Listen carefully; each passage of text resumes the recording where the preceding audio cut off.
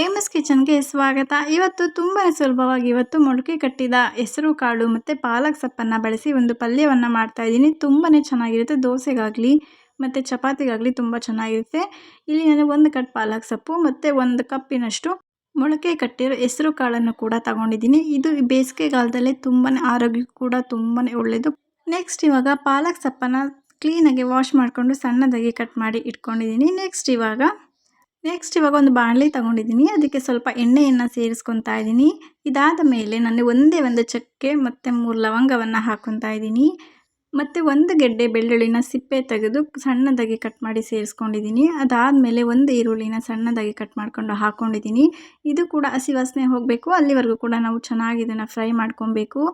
ಸ್ವಲ್ಪ ಉಪ್ಪನ್ನು ಸೇರಿಸ್ಕೊಂಡು ಕೂಡ ನೀವು ಫ್ರೈ ಮಾಡ್ಕೊಬೋದು. ಈಗ ಸ್ವಲ್ಪ ಮೃದುವಾಗಿದೆ. ಇವಾಗ ನಾನಿಲ್ಲಿ ಟೊಮೊಟೊ ಹಣ್ಣನ್ನು ಸೇರಿಸ್ಕೊತಾ ಇದ್ದೀನಿ. ಒಂದೇ ಒಂದು ಟೊಮೊಟೊ ಹಣ್ಣು ಸಣ್ಣದಾಗಿರೋದು, ಅದನ್ನು ಕೂಡ ಹಾಕ್ಕೊಂಡು ಟೊಮೊಟೊ ಕೂಡ ಸಾಫ್ಟ್ ಆಗಬೇಕು, ಅಲ್ಲಿವರೆಗೂ ಕೂಡ ನಾವು ಚೆನ್ನಾಗಿ ಎಣ್ಣೆಯಲ್ಲಿ ಕೂಡ ಫ್ರೈ ಮಾಡ್ಕೊಬೇಕು. ಇಲ್ಲಿ ಸ್ವಲ್ಪ ಅರಿಶಿನವನ್ನು ಸೇರಿಸ್ಕೊತಾ ಇದ್ದೀನಿ. 1/4 ಚಮಚದಷ್ಟು ಅರಿಶಿನ ಮತ್ತು 1 ಸ್ಪೂನಷ್ಟು ಉಪ್ಪನ್ನು ಸೇರಿಸ್ಕೊತಾ ಇದ್ದೀನಿ.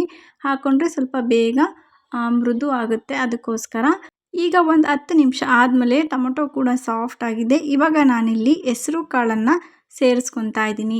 ಇದು ತುಂಬಾ ಆರೋಗ್ಯಕ್ಕೂ ಕೂಡ ಒಳ್ಳೆಯದು ಮತ್ತು ಬೇಸಿಗೆಗಾಲದಲ್ಲಿ ಇದು ತಂಪು ಅಂತಲೂ ಕೂಡ ಅಂತಾರೆ. ಅತಿ ಹೆಚ್ಚು ನಾವು ತಂಪಾಗಿರೋ ಪದಾರ್ಥಗಳನ್ನು ತಿಂದರೆ ನಮ್ಮ ಆರೋಗ್ಯನೂ ಕೂಡ ತುಂಬ ಚೆನ್ನಾಗಿರುತ್ತೆ. ಎಲ್ಲನೂ ಕೂಡ ಚೆನ್ನಾಗಿ ಮಿಕ್ಸ್ ಮಾಡಿಕೊಂಡು ಎಣ್ಣೆಯಲ್ಲಿ ಚೆನ್ನಾಗಿ ಫ್ರೈ ಮಾಡಿಕೊಡಿ ಕಾಳನ್ನು. ನಿಮಗೆ ಕಾಳನ್ನು ಬೇಯಿಸೋಕ್ಕೆ ತುಂಬ ಟೈಮ್ ಹಿಡಿಯುತ್ತೆ ಅಂದಾಗ ಒಂದು ಕುಕ್ಕರಲ್ಲಿ ವಿಷಲ್ನ ಕೂಗಿಸ್ಕೊಬೋದು. ನೋಡಿ, ಒಂದು 5 ನಿಮಿಷ 10 ನಿಮಿಷ ಫ್ರೈ ಆಗಿದೆ. ಇವಾಗ ಇದಕ್ಕೆ ನಾನಿಲ್ಲಿ ಸ್ವಲ್ಪ ಧನಿಯಾ ಪುಡಿಯನ್ನು ಸೇರಿಸ್ಕೊತಾ ಇದ್ದೀನಿ. 1 ಸ್ಪೂನ್ ಹಾಕ್ಕೊಂಡ್ರೆ ಸಾಕು. ಮತ್ತು ಇಲ್ಲಿ ಅಚ್ಚ ಖಾರದ ಪುಡಿಯನ್ನು ಸೇರಿಸ್ಕೊತಾ ಇದ್ದೀನಿ. ಇದು 1/4 ಸ್ಪೂನಿನಷ್ಟು ಅಚ್ಚ ಖಾರದ ಪುಡಿಯನ್ನು ಹಾಕ್ಕೊಂಡಿದ್ದೀನಿ. ನಿಮ್ಗೆ ಇನ್ನೂ ಹೆಚ್ಚು ಬೇಕು ಅಂದರೆ ಸೇರಿಸ್ಕೊಬೋದು. ಇಲ್ಲಿ 1/4 ಚಮಚದಷ್ಟು ಗರಂ ಮಸಾಲವನ್ನು ಸೇರಿಸ್ಕೊತಾ ಇದ್ದೀನಿ. ಮುಂಚೆನೇ ನಾವು ಚಕ್ಕೆ ಮತ್ತು ಲವಂಗ ಹಾಕಿರೋದ್ರಿಂದ ಇಲ್ಲಿ ಗರಂ ಮಸಾಲ ಜಾಸ್ತಿ ಉಪಯೋಗಿಸ್ಬಾರ್ದು, ಜಾಸ್ತಿ ಅದೇ ಸ್ಮೆಲ್ ಬಂದುಬಿಡುತ್ತೆ. ಅದಕ್ಕೋಸ್ಕರ 1/4 ಚಮಚ ಸ್ವಲ್ಪ ಹಾಕ್ಕೊಂಡ್ರೆ ತುಂಬಾ ಚೆನ್ನಾಗಿರುತ್ತೆ. ಎಲ್ಲನೂ ಕೂಡ ಚೆನ್ನಾಗಿ ಮಿಕ್ಸ್ ಮಾಡ್ಕೊಳ್ಳಿ. ಮಿಕ್ಸ್ ಮಾಡಿಕೊಂಡು ನೆಕ್ಸ್ಟ್ ಇದು ಹಾಕ್ಕೊಳ್ಳಿ, ತುಂಬಾ ಚೆನ್ನಾಗಿರುತ್ತೆ ಟೇಸ್ಟ್. ಇಲ್ಲಿ ಹಾಲಿನ ಕೆನೆಯನ್ನು ತಗೊಂಡಿದ್ದೀನಿ. 2 ಸ್ಪೂನಷ್ಟು ಹಾಲಿನ ಕೆನೆ ಮನೆಯಲ್ಲಿ ಇರುತ್ತಲ್ಲ, ಅದನ್ನೇ ಬಳಸ್ಕೊಳ್ಳಿ. ಇದನ್ನು ಹಾಗೆ ಸ್ಪೂನಲ್ಲಿ ಒಂದು 5 ನಿಮಿಷ ಮಿಕ್ಸ್ ಮಾಡಿಕೊಂಡು ಆಮೇಲೆ ಸೇರಿಸ್ಕೊಳ್ಳಿ. ಅದನ್ನು ತುಂಬಾ ಚೆನ್ನಾಗಿರುತ್ತೆ, ಕ್ರೀಮಿ ಫ್ಲೇವರ್ ಬರುತ್ತೆ, ಸಖತ್ತಾಗಿರುತ್ತೆ. ನೀವು ಕೂಡ ಒಮ್ಮೆ ಹಾಲಿನ ಕೆನೆ ಹಾಕಿ ಟ್ರೈ ಮಾಡಿ ನೋಡಿ, ತುಂಬಾ ಚೆನ್ನಾಗಿರುತ್ತೆ ರೆಸಿಪಿ. ಇದೆಲ್ಲನೂ ಕೂಡ ಚೆನ್ನಾಗಿ ಹಾಕ್ಕೊಂಡು ಮಿಕ್ಸ್ ಮಾಡ್ಕೊಳ್ಳಿ. ಇದಾದಮೇಲೆ ಇಲ್ಲಿ ನಾನು ಪಾಲಕ್ ಸೊಪ್ಪನ್ನು ಸೇರಿಸ್ಕೊತಾ ಇದ್ದೀನಿ. 1 ಕಟ್. ನಿಮ್ಗೆ ಇನ್ನೂ ಹೆಚ್ಚು ಪಾಲಕ್ ಸೊಪ್ಪು ಬೇಕು ಅಂದರೆ ನೀವು ಇನ್ನೂ ಕೂಡ ಹಾಕ್ಕೊಬೋದು. ಟೇಸ್ಟು ತುಂಬಾ ಚೆನ್ನಾಗಿರುತ್ತೆ. ಪಾಲಕ್ ಸೊಪ್ಪು ಕೂಡ ಆರೋಗ್ಯಕ್ಕೂ ಕೂಡ ತುಂಬಾ ಒಳ್ಳೆಯದು. ಬ್ಲಡ್ಡು ಕೂಡ ಕೂಡುತ್ತೆ ಹೆಚ್ಚು ಸೊಪ್ಪು ತಿನ್ನೋದ್ರಿಂದ.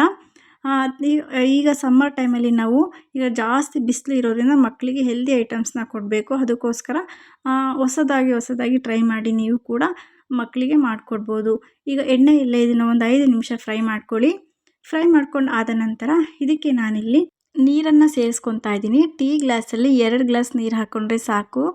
ನಮಗೆ ಜಾಸ್ತಿ ನೀರನ್ನು ಬಳಸಿದರೆ ನಮಗೆ ಸಾಂಬಾರು ಥರ ಆಗೋಗುತ್ತೆ. ನಮಗೆ ಸ್ವಲ್ಪ ಗ್ರೇವಿಯಾಗಿ ಬೇಕಾಗಿರೋದ್ರಿಂದ ಸ್ವಲ್ಪ ನೀರನ್ನು ಬಳಸಬೇಕು. ಇಲ್ಲಿ ಮತ್ತು ಸ್ವಲ್ಪ ಉಪ್ಪನ್ನು ಸೇರಿಸ್ಕೊಂಡು ಚೆನ್ನಾಗಿ ಮಿಕ್ಸ್ ಮಾಡಿಕೊಂಡು ಇದನ್ನು ಬೇಯೋಕ್ಕೆ ಬಿಟ್ಬಿಡಬೇಕು. ತುಂಬಾ ಚೆನ್ನಾಗಿರುತ್ತೆ. ಚಪಾತಿಗಾಗಲಿ ದೋಸೆಗಾಗಲಿ ತುಂಬ ಚೆನ್ನಾಗಿರುತ್ತೆ. ನಾನು ಮುಂಚೆನೇ 1 ಗ್ಲಾಸ್ ನೀರು ಹಾಕ್ಕೊಂಡಿದ್ದೆ. ಈಗ ಮತ್ತೆ ಇನ್ನೊಂದು ಗ್ಲಾಸ್ ನೀರು ಹಾಕ್ಕೊಂಡು ಈಗ ನಾನು ಇದನ್ನು ಎಲ್ಲ ಕೂಡ ಚೆನ್ನಾಗಿ ಮಿಕ್ಸ್ ಮಾಡಿಕೊಂಡು ಇದು ಒಂದು ಕುದಿ ಬಂದಾಗ ಲಿಡ್ ಕ್ಲೋಸ್ ಮಾಡಿ ಇದನ್ನು ಒಂದು 1/4 ಗಂಟೆನಾದ್ರು ಬೇಯೋಕ್ಕೆ ಬಿಟ್ಬಿಡಿ. ಮತ್ತು ಇದಕ್ಕೆ ಇನ್ನೇನು ಹಾಕೋ ಅವಶ್ಯಕತೆ ಇಲ್ಲ. ನೋಡಿ, ಇವಾಗ 1/4 ಗಂಟೆ ಆಗಿದೆ. ನೀರು ಕೂಡ ಡ್ರೈ ಆಗಿದೆ, ಎಣ್ಣೆ ಜಿಡ್ಡು ಕೂಡ ಬಿಟ್ಟಿದೆ ಸುತ್ತಲೂ ಕೂಡ.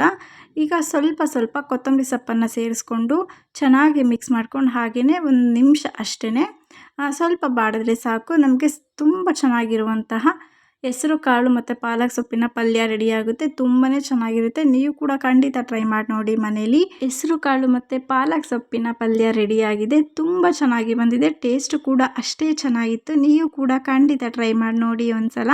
ನೀವು ಪದೇ ಮಾಡ್ತೀರಾ.